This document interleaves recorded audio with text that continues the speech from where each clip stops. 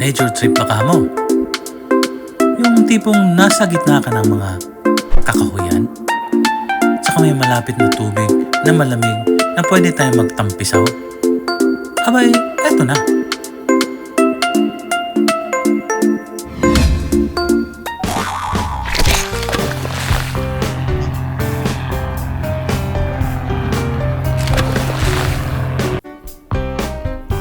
Hey! What's up guys?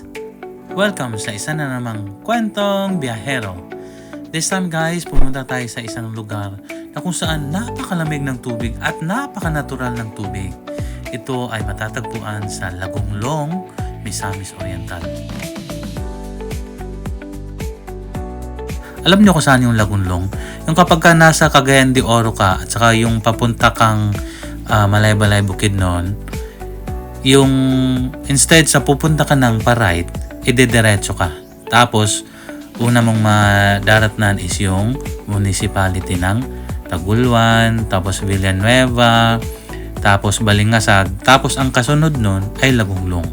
So, kung pupunta kayo dito guys, pagka nasa Lagonglong municipality na kayo, hanapin niyo lang kung saan nakalagay yung munisipyo nila. Before sa munisipyo, meron diyang daan pa right. O di kayo magtanong-tanong na lang kayo, bahala na kayo, malalaki na naman kayo. Tapos diretso nyo lang yun.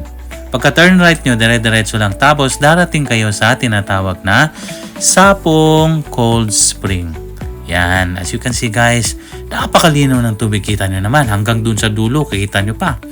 Walang yung tinatawag nilang silt kapag muddy yung tubig. Wala. Kita niyo naman hanggang dun sa dulo, kita niyo yung wall. Tapos kita niyo rin yung mga isda.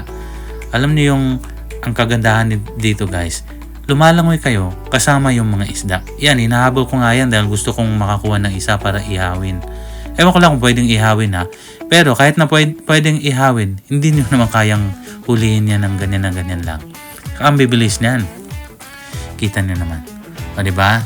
Napakalinaw ng tubig, walang obstruction talaga sa visibility ninyo, at saka ang lamig. Parang ang sarap inumin. Kita niyo naman crystal clear, at saka parang blue na green ewan ko, parang yung inuming bumubula, soda. Basta guys, pumunta na lang kayo dyan sa may Lagonglong yan, Misamis Oriental, and hanapin niyo yung Sapong Cold Spring. Alright, enjoy guys! Uy, bago ko nga pala makalimutan. Ito yung unang beses namin punta sa Sapong Cold Spring. This was in October of 2023. Buntis pa yung asawa ko rito ng around 5 months kay Haha. Tapos bumalik kami nitong kamakailan lang. Siguro 2 months ago. At saka yan na.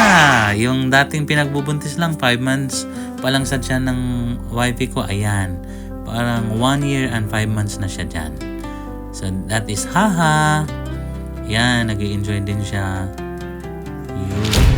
Alright guys, enjoy!